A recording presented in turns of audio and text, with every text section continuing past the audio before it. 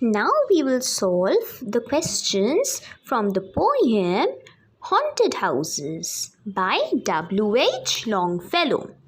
So let us have a look at the first question. So now first let's see the extract. All houses wherein men have lived and died, from there to with feet that make no sound upon the floors. That is the first stanza. The first part of the question. According to the speaker, why are all the houses haunted? What kind of houses are they? So like I tell you in all my videos that when you are answering a question that has multiple parts, you have to answer each part in a separate paragraph. And when you are answering the first part of any question, you must mention the name of the text. If it is a poem, you name the poem. If it is a short story, you name the short story. If it is a drama, you name the drama, along with the name of the poet, the dramatist, or the author, as the case may be. So here the first part is asking, according to the speaker, why are all the houses haunted? So the answer will be, the quoted lines have been taken from the poem Haunted Houses by H W Longfellow. According to the speaker, all houses are haunted because harmless, inoffensive and impalpable ghosts of the past owners and occupants live in them. So one more thing I want you to notice, that when you are mentioning the name of a text, like over here we have mentioned haunted houses, there you have to use single inverted comma. But when you are quoting from the text, be it a phrase, a word, then you have to use double quotes. So see, because I have used the term harmless, inoffensive and impalpable from the text itself, that is why I have put them in double quotes. So you see, the examiner who is checking your answer, that person can easily understand that you have used references directly from the text. Now the second half of the question says, what kind of houses are they? So these houses are metaphors for the places that stores the memories of the people who lived and died in those estates. Now the second part of the question. Who are the harmless phantoms? How are these phantoms different from the usual image of the phantoms? Now phantoms means spirits, okay? So the answer will be, phantoms refer to the spirits or ghosts. In this poem, the harmless phantoms are the spirits and memories of the owners and occupants who lived and died in the house. And how are these spirits different from the usual phantoms? Unlike the usual image of terrifying and spooky phantoms, these phantoms are harmless and inoffensive. They are neither terrifying nor are they harmful. Instead, they are quiet, silent and peaceful. They make no sound and merge with the real world like more guests at table. Unlike ghosts who appear in darkness, these phantoms are found in the illuminated hall. So you see, you have to use phrases from the text to enhance your answer. Now the third part. What errands are done by the phantoms? Are their errands different from the known errands of phantoms? And how? So the first part. These phantoms conduct their errands or purposeful journeys on behalf of the owners and occupants who lived and died in the old estates. They glide and float in the doorways, stair, and passages to metaphorically imply the impact of the past memories on the present world of sense. Are their errands different from the known errands of the phantoms? Yes, their errands are different from the known errands of phantoms. Now I have to tell why. Conventionally, ghosts are scary and terrifying. They are usually associated with evil doings and evoking an atmosphere of fear. On the contrary, the errands of these phantoms in this poem are harmless, quiet, and inoffensive. They come and go with no sound and coexist with the living world. Now coming to the fourth part. At what places in the house are these phantoms found as described in the poem? How do they enter the house? So these impalpable phantoms are found at the doorway, in the stair, and in the passages of the house.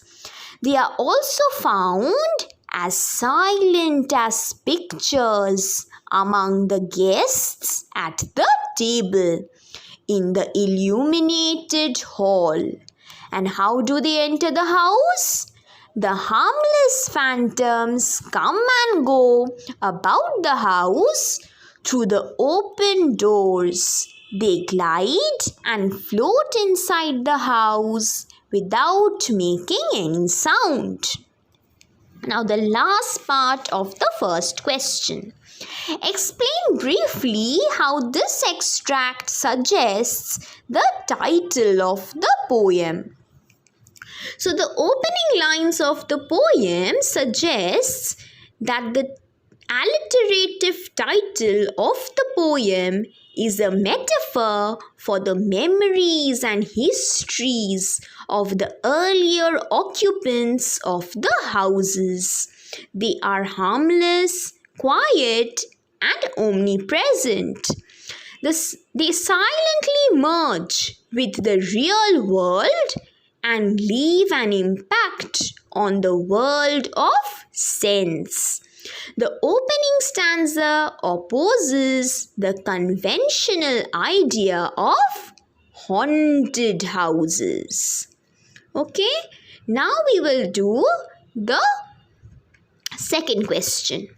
Now before we go into the second question, let us quickly have a look at the extract. There are more guests at the table than the hosts. From there till as silent as the pictures on the wall. So the first part of the question. Why are there more guests at the table? How do these uninvited guests behave at the table? So like I said before, you have to mention the name of the poem and the poet.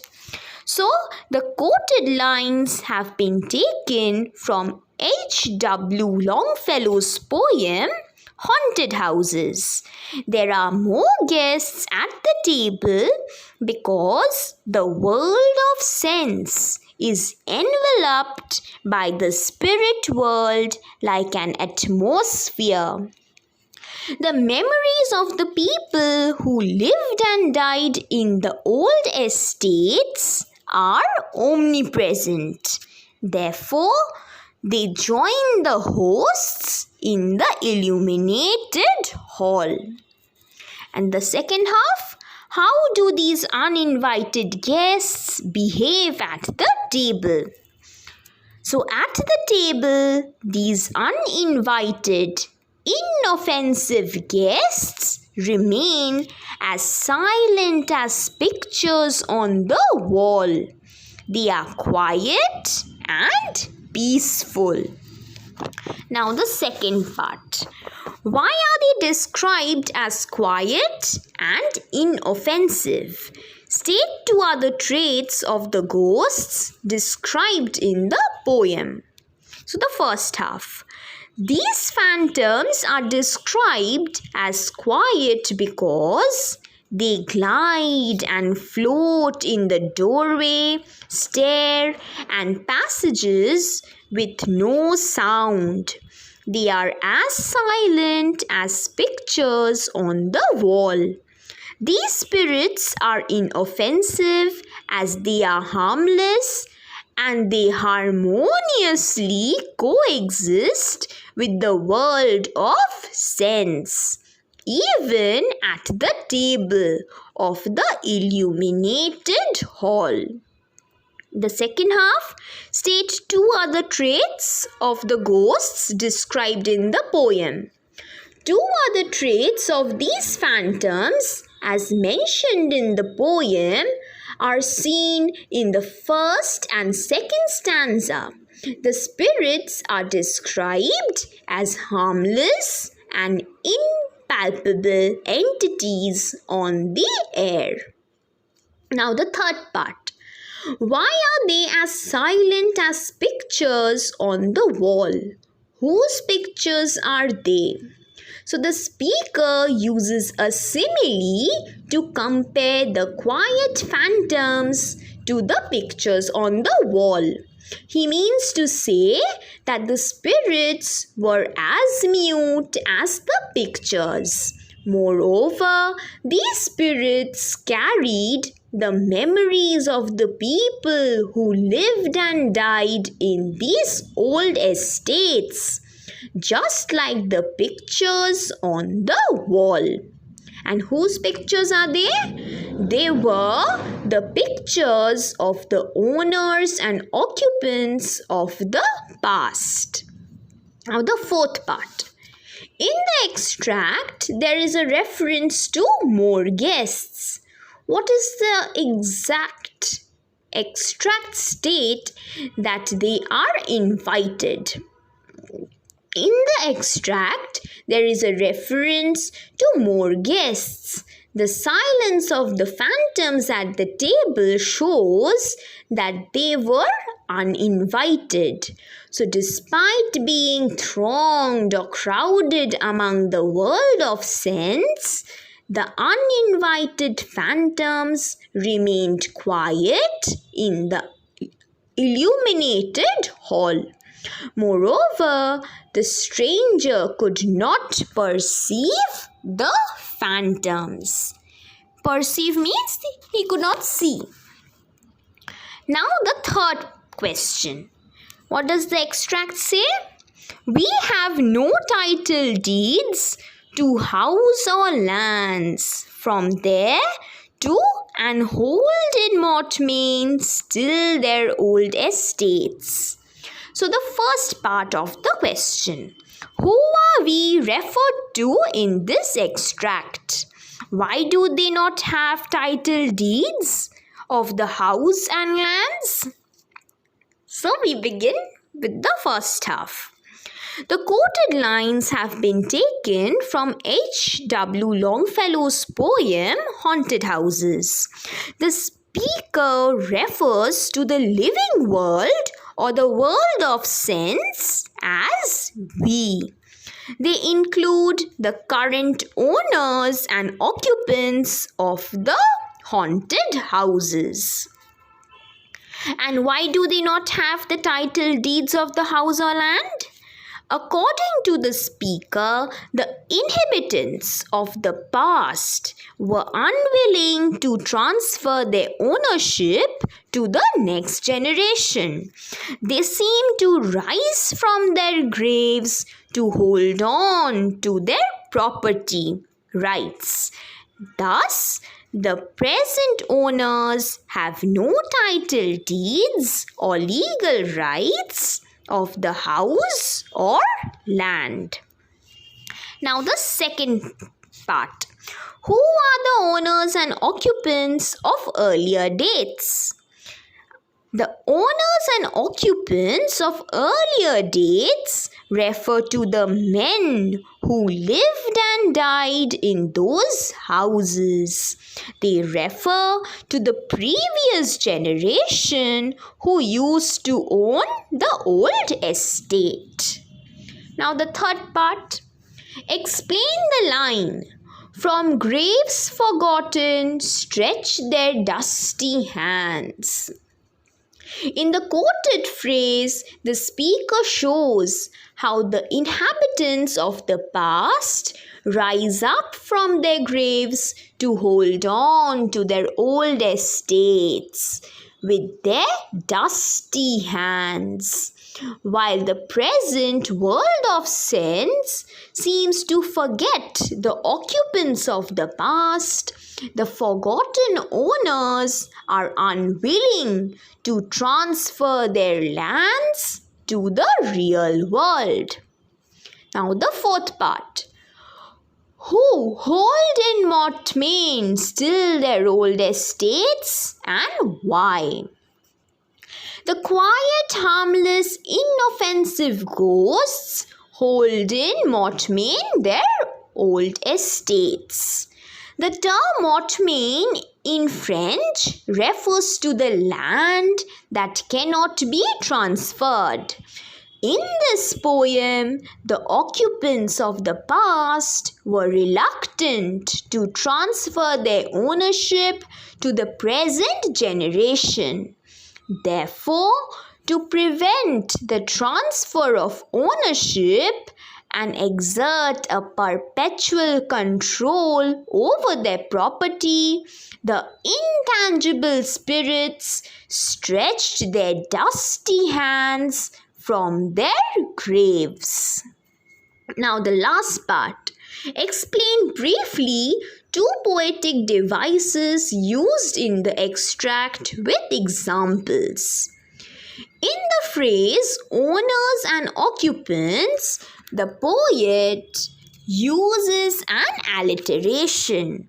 An alliteration is a figure of speech where two words lie side by side and begin with the same letter. Here, in owners and occupants, both the words start with the letter O. The expression owners and occupants is also a metaphor for the memories of the people who lived and died in these haunted houses. There is another figure of speech in this extract, that is when these owners and occupants of the past, they are stretching out their hands, their dusty hands. The dead ones are stretching out their dusty hands. That is a personification. A personification is a figure of speech where the non-living things are attributed human-like qualities. So when the dead ones are stretching their hands from their graves, it is a personification. Now coming to the fourth question. What is the extract? Our little lives are kept in equipoise, from there to that aspires. So the first half. Whose little lives are referred to in the extract? In comparison to whom are they little and why? So the quoted lines have been taken from H W Longfellow's poem Haunted Houses. The speaker states that the lives of the people of the world of sense is little. In comparison to whom are they little and why? The speaker uses the alliteration little lives to compare the lives of the real world to the lives of the spiritual world. The living world is mortal and therefore little. The spirit world is perpetual, but in the real world, as Brutus says in Julius Caesar, men know that they will die, and so they try to prolong death. Now the second half. Now you see, you need to enhance your answer by using cross-references to various texts. So because you have Julius Caesar in your syllabus, if you add that to your answer, it makes your answer more beautiful. It enhances your answer. So the examiner knows that you have read all your text quite well. Now the second part. How is balance maintained in their short lives? Balance is maintained in their short lives by the constant struggle between material desires and the will to attain spiritual goals. The conflict between attractions which arises from pleasure instincts and desires to fulfill the more noble instinct maintains the equilibrium in their little lives. Now the third part. What are the two types of instincts referred to in this extract? The speaker refers to two kinds of instincts in this extract. These instincts include the materialistic desires that enjoys on one hand and the more noble spiritual instinct on the other hand. While the base instincts looks for luxuries and pleasure, the spiritual instincts seek for self-motivation and personal development. Now the fourth part. What is the reason for the struggle between the two types of instincts? How is this struggle resolved? So first you have to tell the examiner what is meant by instinct. So instincts refer to inborn behaviors. Therefore, materialistic demands and the desire to achieve spiritual goals are inborn in human beings. The contradiction between the two instincts create a struggle between the two instincts. And how is this struggle resolved? The struggle between the two instincts is resolved by the conflict that rises from aspirations and materialistic demands. As the spiritual world merges with the materialistic world, an equipoise is made. Now the last part of this question. Explain briefly the rhyme scheme of the poem.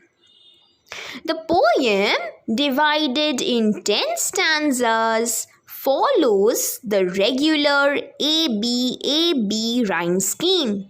The first line of every stanza rhymes with the third line, and the second line of every stanza rhymes with the fourth line. For example, in the given extract, equipoise rhymes with enjoys and desires rhymes with aspires. Thus, the rhyme scheme of the poem balances the stanzas as the poem unfolds its message. Now coming to the fifth question. What does the extract say? These perturbations this perpetual jar from there to an undiscovered planet in our skies. So the first part. What are referred to as perturbations? Who are affected by these perturbations? So the quoted lines have been taken from H W Longfellow's poem Haunted Houses. The term perturbations means disorder. The speaker refers to the struggle between the base instincts and the more noble instincts as perturbations of human life. And who are affected by these perturbations? Human beings are affected by these perturbations, as there is a constant conflict between material wants and spiritual desire. Second part. Which figure of speech is used in the line? This perpetual jar of earthly wants and aspirations high. And you have to explain the figure of speech. The speaker uses a metaphor in the quoted line. In the line, the perpetual jar is a metaphor that compares the endless human desires and aspirations to a never-ending jar. Human wants are unlimited and spiritual goals are unnumbered. Therefore, the base instincts and the spiritual instincts are compared to a perpetual jar. Now the third half, the third part. What comes from the influence of an unseen star? What is the unseen star a reference to? The conflict between our instincts that enjoys and the instincts that aspires comes from the influence of an unseen star. The unseen star influences human beings to balance the earthly wants and spiritual aims. What is the unseen star a reference to? The unseen star metaphorically refers to an unseen influence that guides human beings in balancing their perpetual materialistic wants and spiritual aspirations. It is a mysterious entity that affects human lives. Now the fourth part. Why has the narrator referred to an undiscovered planet in our sky? The narrator referred to an undiscovered planet in our sky to represent the cause of the struggle between earthly wants and aspirations high. The undiscovered planet, like a realm of mystery, is beyond human understanding. However, it is in our sky. It has an impact on our instincts. Now the last part. Explain briefly how this extract suggests the existence of supernatural elements. The reference to the unseen star and the undiscovered planet, which mysteriously influence human beings, suggests the existence of supernatural elements. They act like an unknown supernatural force that controls the physical world. They supervise our instincts and manage the perpetual jar. Now the sixth question. So from the world of spirits, there descends from there to wander our thoughts above the dark abyss.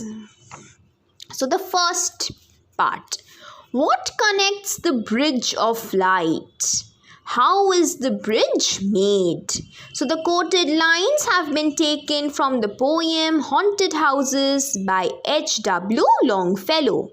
The physical world is connected to the spiritual world with the illusionary bridge of light. And how was this bridge made? The beams of moonlight travels from the dark gate of cloud and descends on the sea. The speaker metaphorically compares those rays of moonlight to a floating bridge with trembling planks. The bridge is made from the realm of mystery. Now the second part, whose floor is referred to as unsteady and why? The metaphorical floating bridge of moonlight is referred to as unsteady. And why is it unsteady? According to the speaker, the bridge connects the world of spirits to the real world. The bridge holds all our earthly wants and aspirations high. Therefore, the constant struggle between our instincts on the floating bridge makes the bridge unsteady. The fragile human fancies makes the bridge tremble. Now the third part. What are the thoughts that wander above the dark abyss? The human fancies wander above the dark abyss. The perpetual earthly wants and aspirations high loiter above the dark abyss. The opposite thoughts of attraction and desire crowd above the dark real world. The fourth part. What is the significance of the bridge of light? The bridge of light connects the real physical world to the spiritual realm of mystery. The reality merges with the world of spirits with the help of the floating bridge. The speaker shows how the living world coexists with the spiritual world by using the metaphor of the trembling bridge of moonlight. Now the last part. Give reasons to justify the poet's view that all houses are haunted. Firstly, all houses are haunted because in every house men have lived and died. As death is inevitable and every man is mortal, the owners and occupants change with the passage of time. Secondly, the memories of the graves forgotten have impalpable impressions on the air. The inoffensive ghosts have left their memories at the doorway, on the stairs, and along the halls and passages. Their omnipresent memories makes the house haunted. Thirdly, according to the speaker, the spirit world coexists with the world of sense. Thus, the spirit world envelops the haunted houses like an atmosphere. And lastly, the world of spirits is connected to the real world by a floating bridge of mysterious moonlight. The known is connected to the unknown, making the houses haunted. Now the last question from this poem. So the extract is, the spirit world around the world of sense till the end, a vital breath of more ethereal air. So the first half says, what is the spiritual world? Where is it? What is described as the world of sense? So the quoted lines have been taken from the poem Haunted Houses by H W Longfellow. The spiritual world refers to the realm of mystery that holds the memories and histories of the owners and occupants who lived and died in the old estates. The spirit world is omnipresent. It surrounds the real world like an atmosphere. The real world is described to as the world of sense. It is the physical world that can be perceived by human sense. Now the second part. What floats like an atmosphere and where? What does it suggest about it? So the spiritual world floats like an atmosphere around the real physical world. And what does it suggest about it? This suggests that the spiritual world is omnipresent. The memories of the owners and occupants who lived and died in these old estates cannot be completely forgotten. The ethereal phantoms envelop the living generation and coexist with the world of sense. Now the third part. What are referred to as earthly mists and vapors dense? How do these spirits move through them? So the phrases earthly mists and vapors dense refer to the vulnerable earthly wants and uncertainties of human attractions. They refer to the instincts that enjoys, that hinder the realm of mystery. And how do these spirits move through them? The spirits float and glide through the dense earthly mists. They waft through the material world. Now the last part. Explain why do these spirits leave the spirit world and come to the world of sense?